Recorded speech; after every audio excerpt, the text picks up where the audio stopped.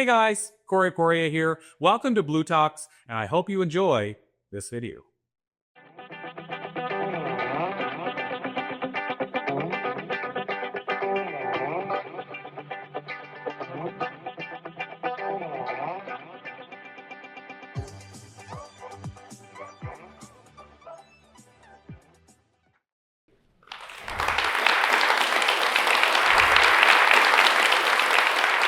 Okay, so unlocking your hidden potential. Aristotle said what you can do with things increases infinitely if you'll focus on their potential. I like to say what an individual can do increases infinitely if they focus on their potential. Okay, what's the potential of an apple seed? Hundreds, if not thousands and thousands of apples. What's the potential of an individual? They have the potential of impacting hundreds of thousands, if not millions of people. How do we do it? I built a pyramid of potential, and the foundation is purpose. Once we understand our purpose of who we are, what we do, and what we're here for, now we've got some boundaries to build on. And in order, the next key is to become the person necessary to fulfill that purpose. We do that with a mindset that focuses on the things that draws us towards that purpose and eliminates the things that distract us. And of course, if we're going to impact thousands and hundreds of thousands of people, we need people skills. And if we can maximize our people skills, it will automatically move us into leadership where we can make decisions and where we can then learn to balance the entire process so that we can maximize our potential. So let's get started. First thing is we want to discover our purpose.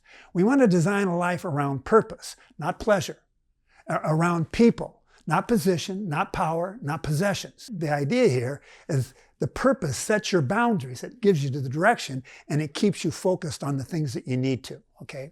Now, one of the key factors, key concepts of being able to maximize your potential is when you come to realize it's not about you, okay? The key here is that every single principle that you can think of dealing with life or business hinges on understanding this concept, all right? In other words, we exist for others, okay? Nature's a great teacher, right? Trees don't eat their own fruit. Rivers don't drink their own water. The sun doesn't give off heat for itself. Flowers don't create a fragrance for themselves. But they take all that they have and all that they are and all of their resources in order to be able to build something for the benefit of others. And therein lies not only the secret to life, but the secret to unlocking your potential. You see, all your talents, skills, gifts, and abilities, they're not for you. These are tools that we have in order to be able to maximize our impact for our generation. That's the key. The goal is not success. The goal is significance, influencing others to the point of impact. And when we do that, things start to happen. Next, we need to become that person to fulfill that purpose. How do we do that? Okay. First of all, it's not just positive thinking or negative thinking, but it's right thinking. See, that's what we want to be able to do. And so we want to think about the things that need to change. When I first heard this from Jim Rohn, it was 1982 seminar. Jim Rohn, great speaker, and he says, for things to change, you got to change. I wrote it down. Well, I'm taking that one home, right? I get home that night, I studied my notes, okay? Now, keep that in mind. It's not just taking the notes, but it's studying the notes. And so I'm looking at this and he says, why is it for things to change, I got to change? And then I started thinking, I said, well, gosh, things don't change. People do. I mean, do we have corruption, wealth, poverty, hunger today? Did we have it 100 years ago? 1,000 years ago? 2,000 years ago? Things don't change. The key here is that we've got to, make the changes for myself. And anytime we're going to make any kind of change, guess what it involves? Problems, right? I mean, think of any time you've had any kind of growth in your life whatsoever, you only grew because you overcame a problem that was preventing the growth.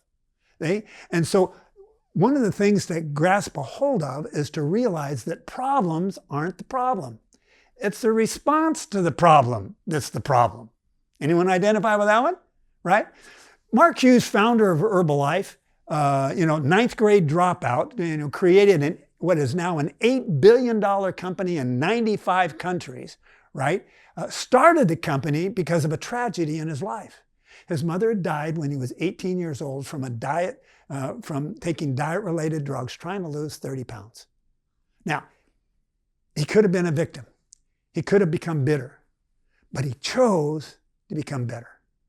See? He chose to become better. And he said, I'm going to go out and I'm going to use this as a launching pad to create my entire future. And that's when he got started. Now, people don't become better.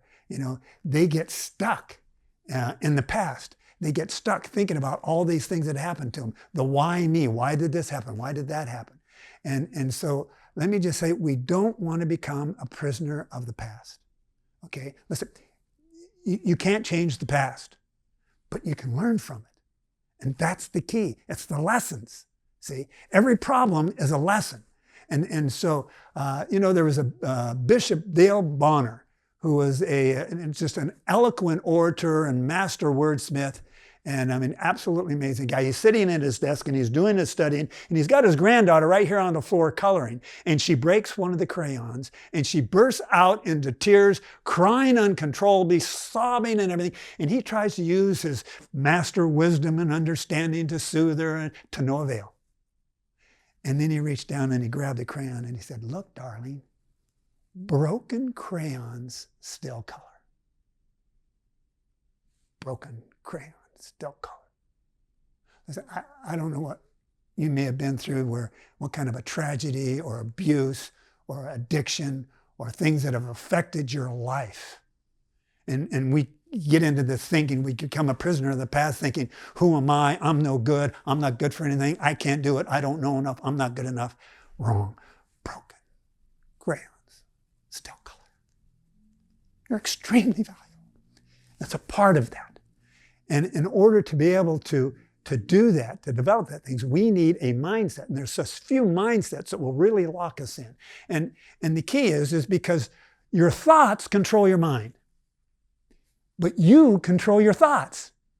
We get to choose. See, the thoughts come from the things we see, the things we read, the things we hear, and the things we experience.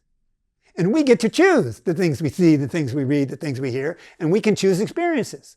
See, that's the beauty of it. And so that's where we can make that difference. Now, sometimes there's things we can't choose. We can't choose circumstances. We can't choose a lot of the things that are uncontrollable around us. And so one of the major mindsets to help us maximize and unlock that door of our potential is we've got to create a mindset that tells us that things happen for me, not to me. Okay? Good friend of mine, Larry Shine. He was a minor shareholder in a real estate company, went broke, and went bankrupt. And he sold his home to pay off his portion of the debt. The bank guaranteed the entire proceeds of the home in order to pay off not only his debt, but the debt of the major shareholders as well. He was broke. He had to move in with the in-laws. And after 7 months of no work, then, the depths of depression were welling up in him until he came across a startup company that netted him $75,000 profit in the first 90 days. And I was talking with Larry about that one day, and he said, Denny, he said, when that happened, it was absolutely the worst experience ever. But when I look at it now, I realize it was the best thing that ever could have happened to me. I wouldn't have what I have or be where I am had that not happened. Now, the issue with this one, and the way to help you with this, is just to realize you never realize this when it's happening. It always comes from 20/20 hindsight. See, that's when we recognize. But just know that it's always there. It's always there. Now, I've discovered there's like 4 levels of thinking, not many levels of thinking, but I just want to share these 4 levels of thinking. One level of thinking, it's the most immature way to think. And it's the level that says, everybody's like me. And if not, they should be when they grow up. Now, I mean, do you ever get frustrated with people and say, well, what is the matter with them? How could they think that way? How could they do that? Why would they do that? You know, and you know what we're really saying? I would never do that, so they should never do that. They should be like me. But that's very immature. See, and then pretty soon we come to the point where we realize, okay, well, come to think of it, maybe everybody isn't like me. And then you know what we realize? Nobody's like me. And you know, and that's scientifically proven. I mean, DNA tells us 8 billion people have 8 billion different structures that have created who they are and what they do. And I mean, and it's just amazing. I mean, we have fingerprints, eye prints, voice prints. Do you know that we have distinct, unique heartbeats? 8 billion different heartbeats. So what does that tell us? It tells us we see things different, we express things different, we feel things different, and we have different passions. See, this is why each of us need all of us, and all of us need each of us. See, and then the last level of thinking is, it's okay to be me. I mean, think about it. If you're not going to be you, who's going to be you? I mean, you know, you are the only one who has what you have, has experienced what you have, who's seen, read, heard, and experienced the things that you have. And when it comes to completing the picture, completing the puzzle, you are the last, you may be the last piece of the puzzle that makes the picture complete. So what you need to do is you need to maximize you so that you can complete the picture and make your contribution to your generation. Now, in order to do this, if we're going to affect so many people, we need to develop certain people skills, okay? And these people skills, one of the key things that I learned on developing people skills is to be more interested than interesting, okay? Why? Because if, you know, especially in a new environment or with new people, you know, I'm thinking, okay, man, you know, I've got to be interesting. And so what are we thinking about? Me. You know, how's my hair? You know, do my clothes look good? Am I saying the right thing? Am I saying it the right way? Am I going to do the right thing? Am I going to be at the right place? And so we think about that. But what happens if you're focused on being interested in others? Now, see, because remember, it's not about you, it's about them. And so when you focus on others, you know, and it's absolutely fascinating. You focus on others and you have your little conversation, and you know what happens? You walk away and they say, that's the most interesting person. You see? And so we want to be interested. Now, how do we do that? We do that by asking open-ended questions. And let me just challenge you. If you haven't started already, start collecting open-ended questions that help you in your people skills and communication. I've been collecting questions for 27 years. You know, and I've learned that I never ask somebody where they're from. Where are you from? Chicago. Oh, okay. Conversation, not open-ended. So instead I say, hey, so what brought you here to Los Angeles? I mean, how did you end up here in LA? You see, what that does, that opens up a whole story. They get to share a story. People love sharing stories, especially if it's theirs, right? And another thing I learned to say is, you know, I never ask somebody, what do you do for a living? You know, I said, well, you know, instead I ask, you know, what do you live to do? You see, because listen, some people, they don't want to talk about what they do for a living, you know, but they love to talk about what they're passionate about. See, that's so valuable. And, you know, and then when especially when you come across with people dealing with so many issues today where they're grieving and going through some kind of a tragedy, you never ask them how they are. You always ask, hey, how you holding up? See, whole different approach, whole different effect. See, so I mean, it's very, very powerful. Now, one of the things that I'd like to do to be able to try to encourage people, and listen, this is just a simple little concept that has made a radical difference, and you can start using it immediately, right? And that's change all shoulds to could. See, you can say, you should do this, you should do that, you should go there, you should go there, you know, you should be this or you should be that, you know, and what kind of a response does that evoke? Oh yeah? Why should I? Who are you to tell me? Who gives you authority over to tell me what to do or not to do, right? And so the wall goes up. But if you say, hey, you know, you could do this, you could do that, you could go there, you could go here, You know, hey, you could be this, you could be that. Really? You really think I could? You believe in me? You know, wow, how? See, one builds a wall, the other opens the door. And so these are just some simple little things. Of course, there's so many, but these are some things that can help build a skill. So next, you know, we look here at leadership. Now, leadership isn't nearly as complicated as we think, okay? You know, when you develop those skills, you'll move into leadership, and it's not a position, but it's a process of performance, okay? And the idea is because in reality, leadership is simply knowing what to do next, why it's important, and then how to take the current resources available to solve the issues at hand. You know, there was a charter jet that's going to a huge conference down in Brazil. The charter jet's filled with C-suite executives, board members, and at the last minute, there's the chief of a native tribe right outside of the city where this conference is going on, in the jungles out there. And he's invited on as a request of one of the executives. So the plane takes off, and just before it's landing, it ends up crashing in the middle of the jungle. And fortunately, everybody survives. But now, they're in the middle of the jungle, 100 miles from nowhere. Who knows what to do next? Who knows why it's important? Who can take the resources in the jungle to solve the problems at hand? Who's the leader on the C-suite executive jet? The chief. See?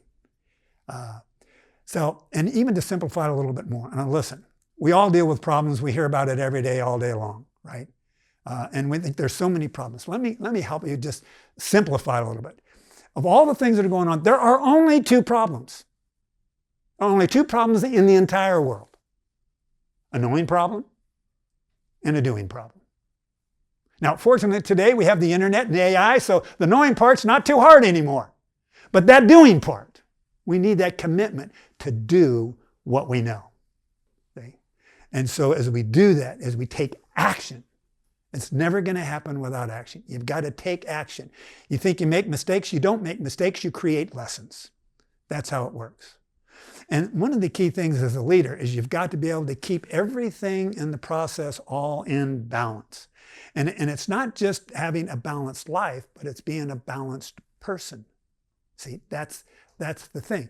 How do we be a balanced person? We want to balance the three essences of our life: our spirit, our soul, and our body. Now, the spirit takes universal truths, and reveals to us the things that are right and wrong. Some people call it the conscience, let your conscience be your guide, Jiminy Cricket, but it's that idea, it reveals this to us. And then the soul, the mind, the will, and the emotions, the mind takes that information and then makes the decision as to what needs to be done, and then it's carried out by an act of the will, right? A commitment. And then the emotions get to enjoy the fruit of the decision. Good decision, good fruit. Bad decision, bad fruit. We get to choose that way, all right? And how do we do this? Okay, we need to keep these in balance. Now, if you were to able to maximize your physical world, okay, I mean, your health, your fitness, you're fit as can be, no health issues. I mean, you're Mr. Universe, Miss World. I mean, it's unbelievable. 100%. Nothing can be improved in your health and your physical world. 100% in your mental world. You've got it all. You make Einstein look like a moron. You've maxed your capacity, your mental capacity. Anything you need to know, you've got it all right there. But if you neglect your spiritual world, think about it. You only have a maximum of 66% potential. But let me ask you this. How many have got 100% on their physical world? How many have 100% in their middle world? Listen, if I got to 50%, I'd be jumping for joy. And if you're at 50% in each of those and neglect the spiritual world, you're only working at 33% potential. So if you want to maximize your potential, you want to be able to maximize all three. And I say, put the priority on the spiritual world to give us the right decisions, and then the mental world so that we can take action on those decisions, and then the physical world. Listen, our body is just the vehicle that carries out the decisions. Listen, I've been in the health industry for 45 years, and when you look at that, it's amazing. I used to tell people, I said, listen, you better take care of your body. You only got one, okay? There's no replacements, and no refunds. Okay, you got one body, so you want to take care of it. It's the only one you got. Okay, but if you destroy your body by the time you're 50 and you're going to live to be 75, you got 25 years of misery coming up. So I just suggest you maximize all the different areas of your life. Now, if you want to be able to, just to review here, you look at your purpose. Okay, build your purpose, have a solid purpose, and then become the person necessary to fulfill that purpose. Set your mind on the things that's going to move you in that direction and eliminate the distractions. Okay, develop the people skills that will enable you to utilize those things, right? And you will move into leadership, okay? And then you can make the decision to keep everything in balance and become a balanced person. And if you'll do this, you can maximize your potential. Now, if you have any questions or want to know any more in-depth details, you can always go to MaximizeYou.com, and I'd be delighted to take the time and show you the specifics on each one of those areas. Thank you very much.